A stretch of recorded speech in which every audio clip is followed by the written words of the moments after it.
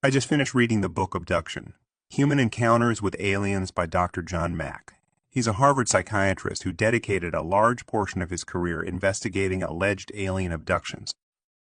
After I'd worked with 40 or 50 of these individuals, I discovered to my amazement that there simply was no psychiatric explanation of this, that something real had happened to them. Dr. John Mack is Professor of Psychiatry at the Harvard Medical School.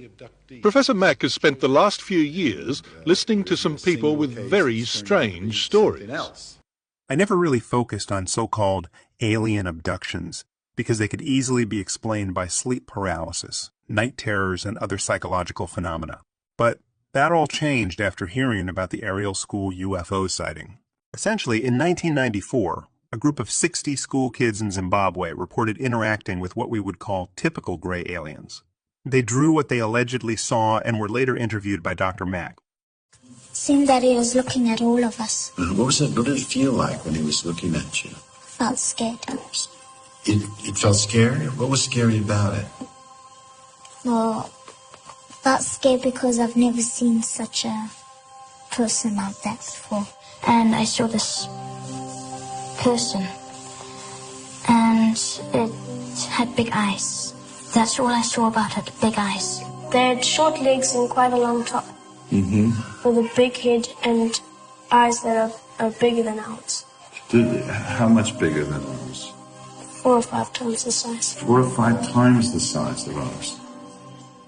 What really shocked me is they all kept the same story to this day. These people now have careers and reputations to maintain.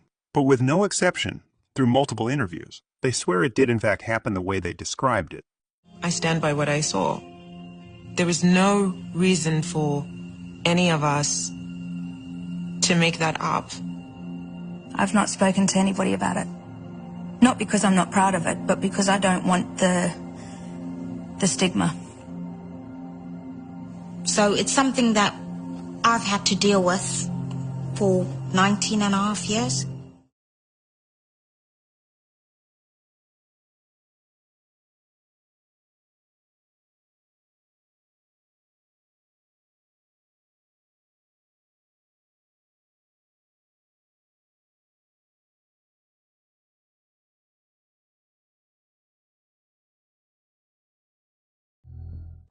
But when we were looking at the brains of these individuals, we noticed something right in the center of the basal ganglia in many of these individuals that at first we thought was damage. It was basically an enriched patch of MRI-dense neurons that we thought was damage, but then it was showing up in everybody, and then we looked and we said, oh, it's actually not.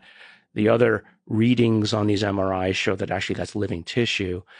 That's actually the head of the caudate and the putamen.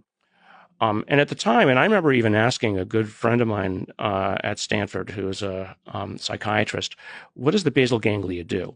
He said, oh, the basal ganglia is just about movement and nerve and motor control. And I said, well, that's odd because, these other papers that we were reading at the time started to suggest that it was involved with higher intelligence and is actually downstream of the executive function and involved with intuition and planning. And if you think about it, if you're going to have motor control, which is centralized in one place, motor control requires knowledge of the environment. What I think we found was a form of higher functioning and processing. So what we then looked at, and this was the most fascinating part of it, we looked then at individuals in the families of those, let's say the index case individuals, and we found that it was actually in families. And more so, this is the most fascinating part, we've probably looked now at about 200 just random cases that you can download off of databases online. You don't see this higher connectivity. You only find it in what Kit Green would have called, or has called, higher functioning individuals. The fact that members of the same families are targeted is a recurring theme in John Mack's book. We just found a UFO. Mum, what else is it? There's not even any more of them. Oh my God, it's just... Is there? Oh my God. Oh Shut up, shut up. Shut up.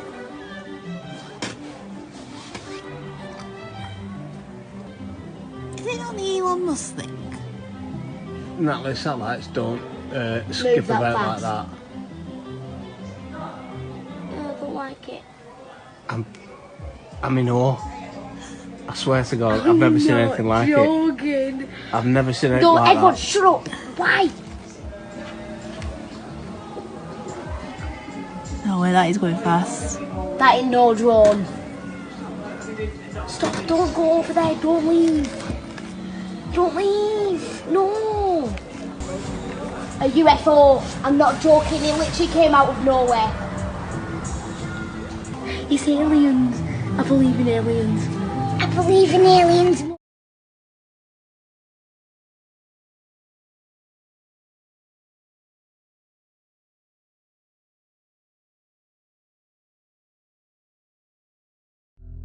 Let's talk about home security from Google, the easy way to keep your home safe and check on it from anywhere.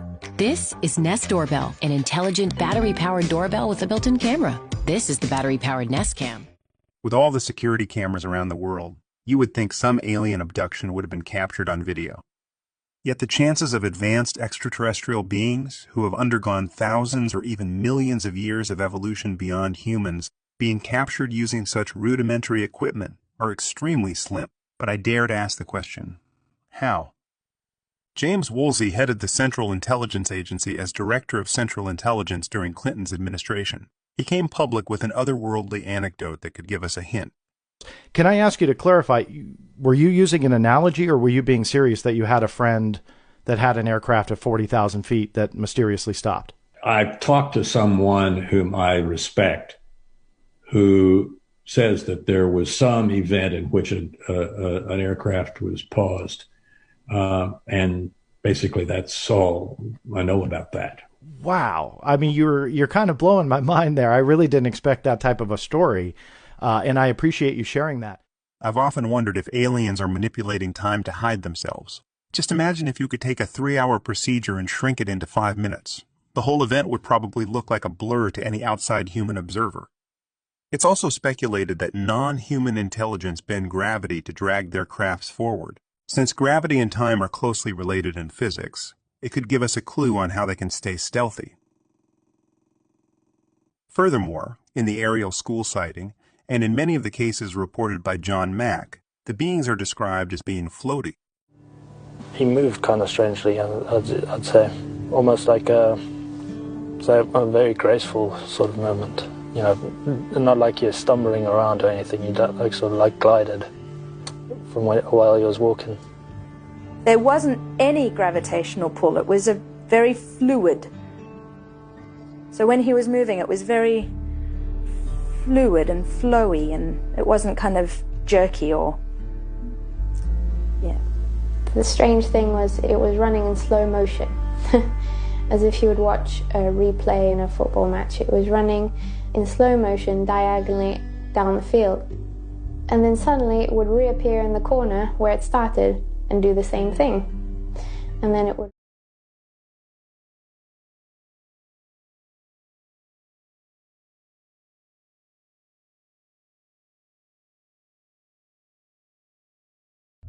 These aliens are almost always described as small, child-sized creatures with gray skin and big black eyes that are extremely hypnotizing and all-knowing.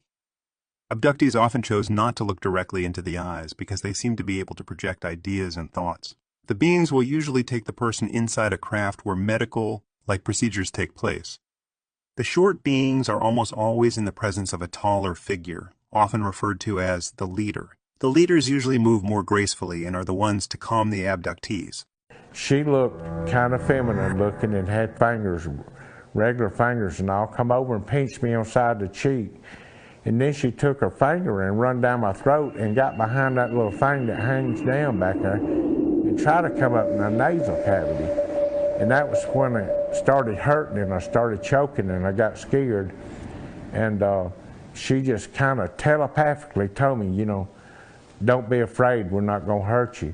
Most of the procedures done by the aliens seem to be related to artificial insemination in the hopes of creating a hybrid between them and us.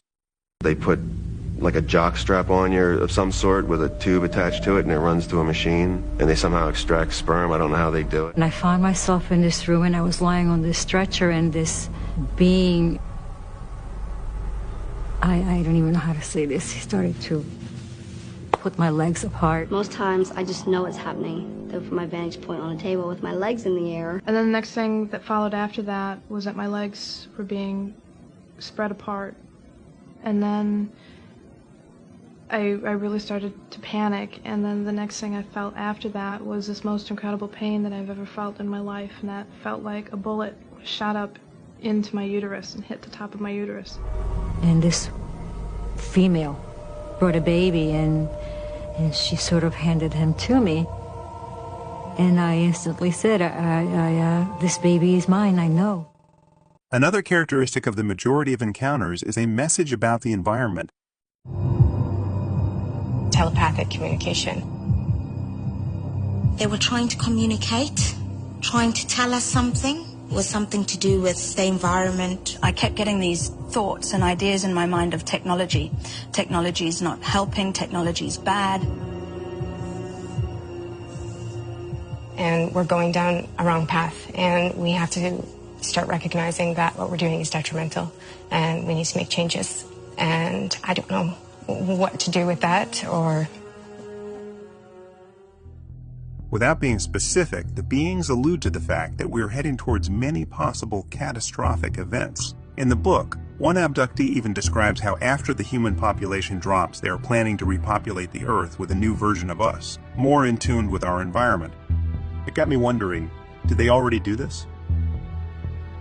In fact, according to the genetic bottleneck theory between 50,000 and 100,000 years ago, human populations sharply decreased between 3,000 to 10,000. The most popular explanation behind the theory is concerning a volcanic eruption. This is all speculation, but what if both hypotheses were true? As in, the human population was brought close to zero, and the aliens came to reintroduce a slightly more advanced version of us. It really makes you wonder what the military knows about the abduction phenomenon, since it's been rumored that the U.S. were involved in the recovery of crashed non-human intelligence vehicles around the world. Here's the story of Terry Lovelace. He was on active duty in the U.S. Air Force from 1973 to 1979 and wrote a book about his own abduction experience. Early evening, 9 o'clock-ish, we are on these air mattresses and we have a campfire in between us. I noticed that the sounds of the forest, the crickets, the tree frogs, all the stuff that makes noise in the forest at night, stopped. And a few minutes after that, my friend says, "Hey Terry, were those lights there before?"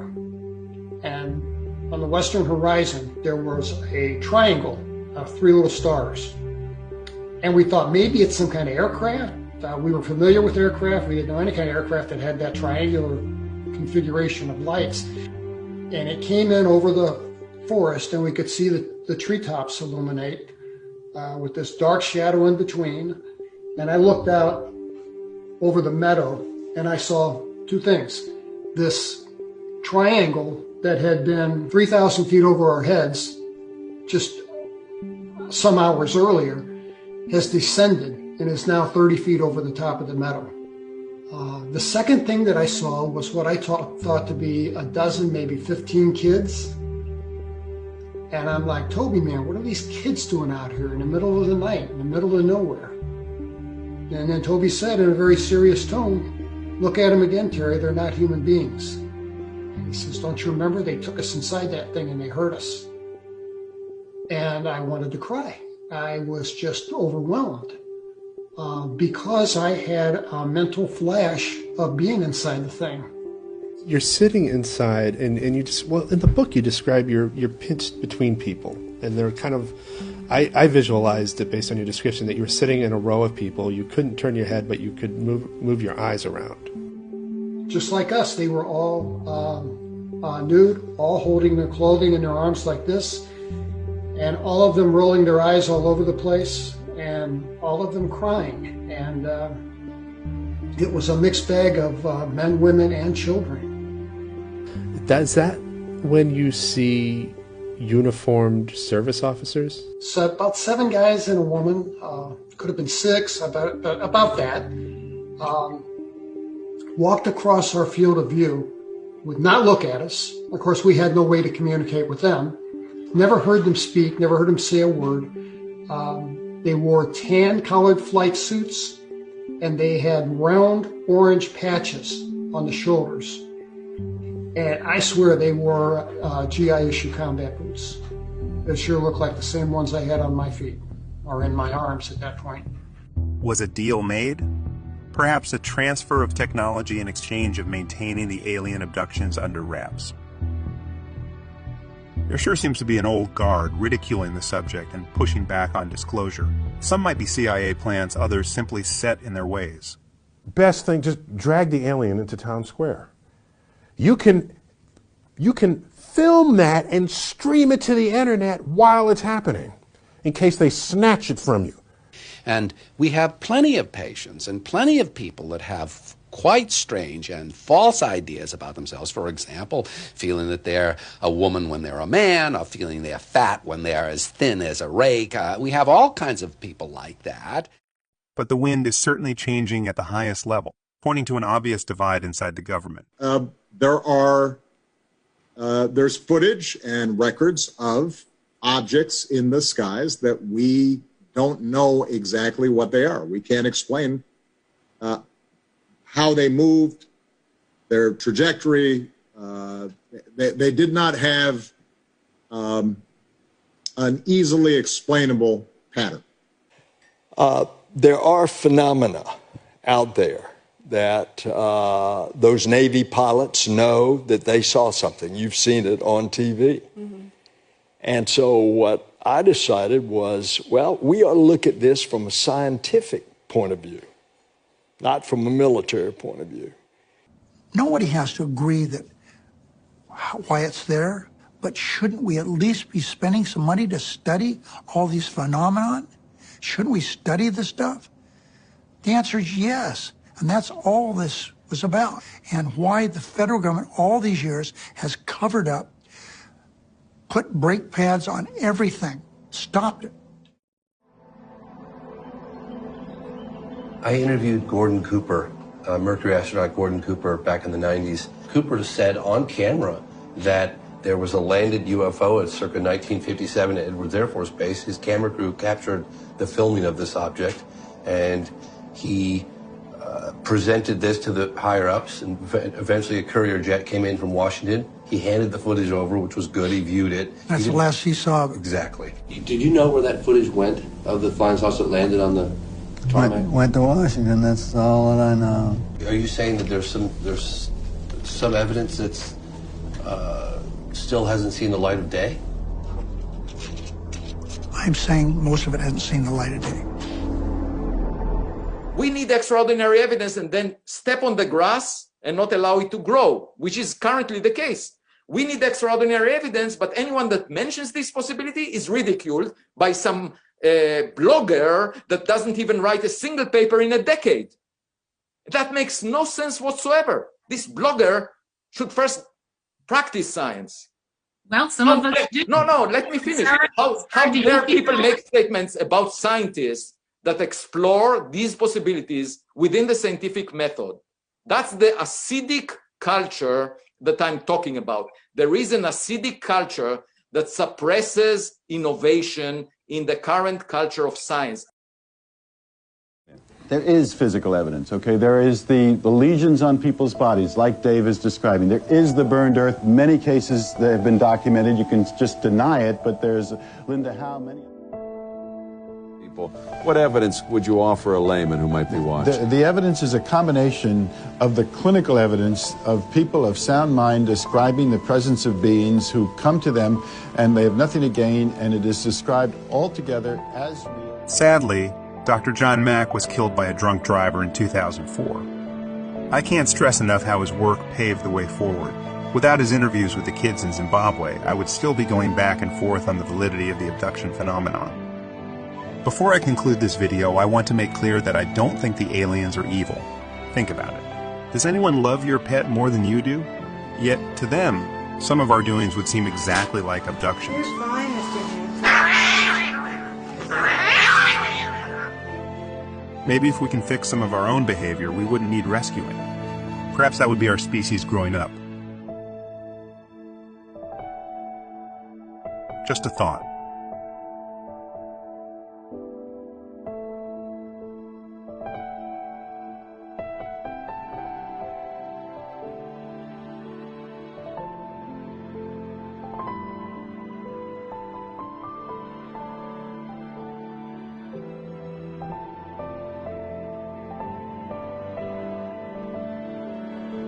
If you want to support the channel, simply like, comment, or share. I appreciate you passing by.